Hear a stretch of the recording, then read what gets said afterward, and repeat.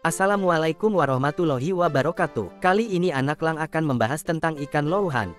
Ikan louhan, bahasa Inggris, flowerhorn. Ikan louhan merupakan salah satu ikan hias termahal di dunia yang dipelihara di dalam akuarium karena warna sisik mereka yang hidup serta benjolan kepala mereka yang berbentuk khas berjuluk benjol kelam.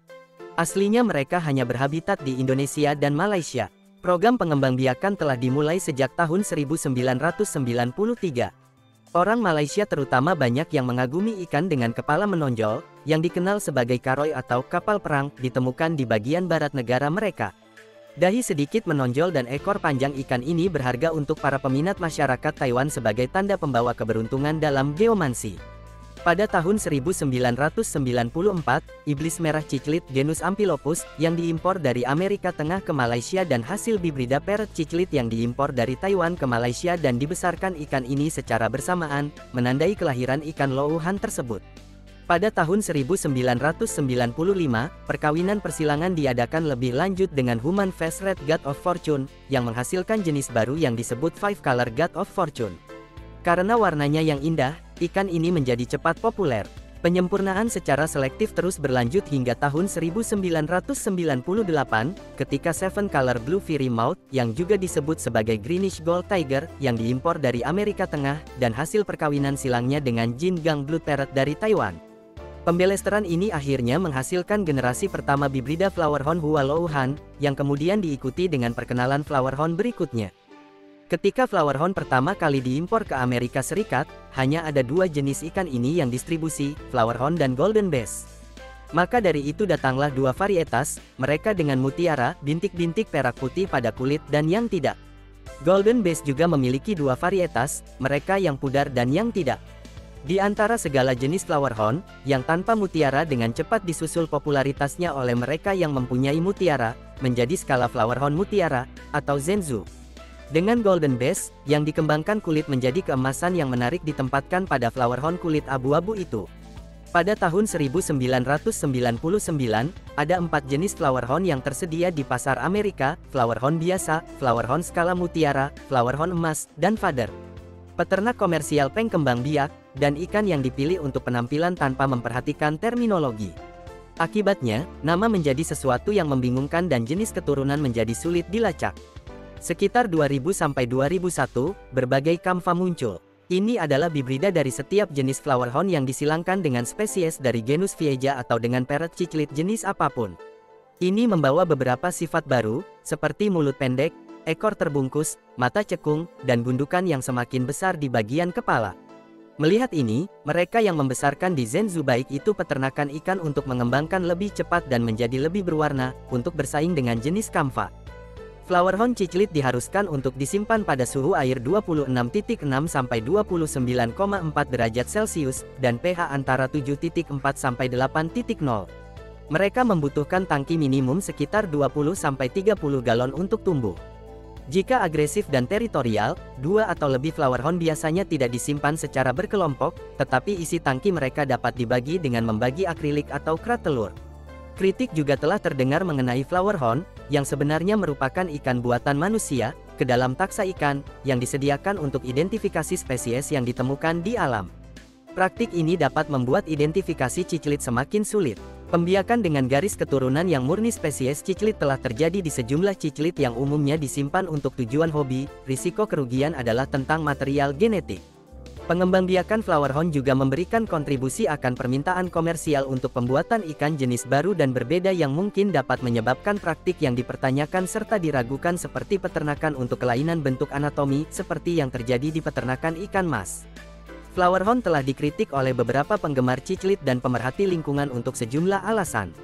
Minat flowerhorn mengakibatkan pemusnahan surplus dan cacat ikan, beberapa yang dibuang di alam liar di Malaysia dan Singapura, di mana mereka mudah beradaptasi dan mengganggu ekosistem sungai dan kolam.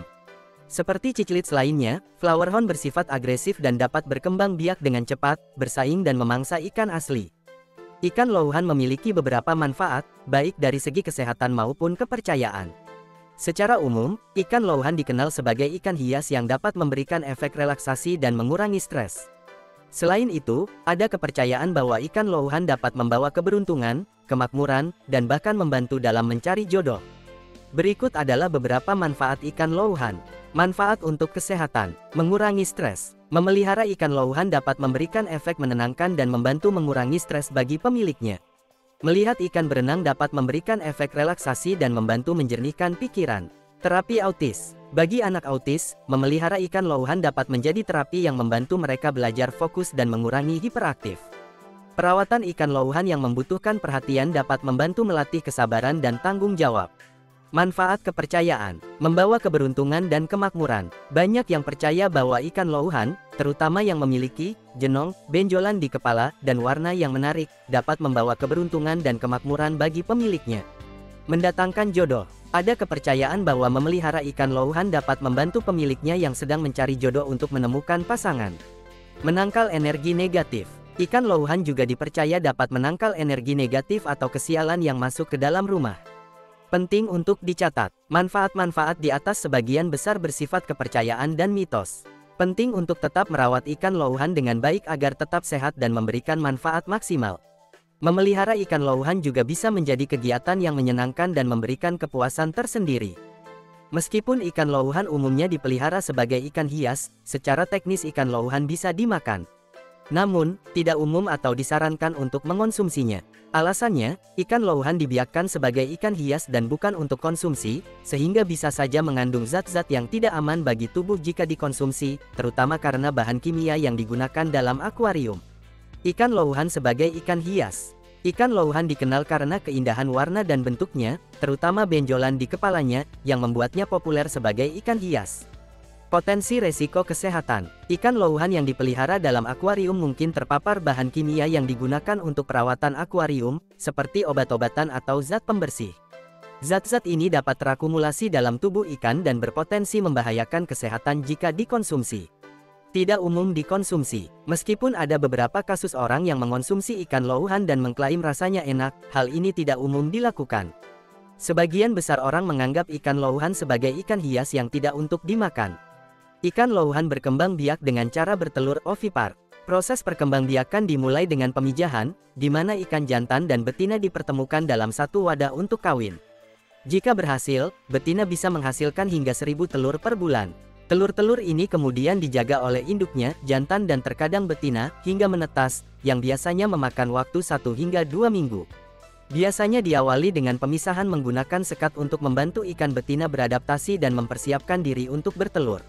Setelah betina menunjukkan tanda-tanda siap kawin, sekat bisa diangkat dan ikan jantan akan mulai membuahi telur. Telur yang dibuahi biasanya berwarna kuning dengan bintik hitam, sementara telur yang tidak dibuahi berwarna putih susu. Setelah menetas, anakan ikan louhan memerlukan perawatan khusus, termasuk pemberian pakan yang sering, hingga mereka mencapai ukuran yang lebih besar. Sekian yang dapat Anak Lang sampaikan, semoga ilmunya semakin bertambah. Wassalamualaikum.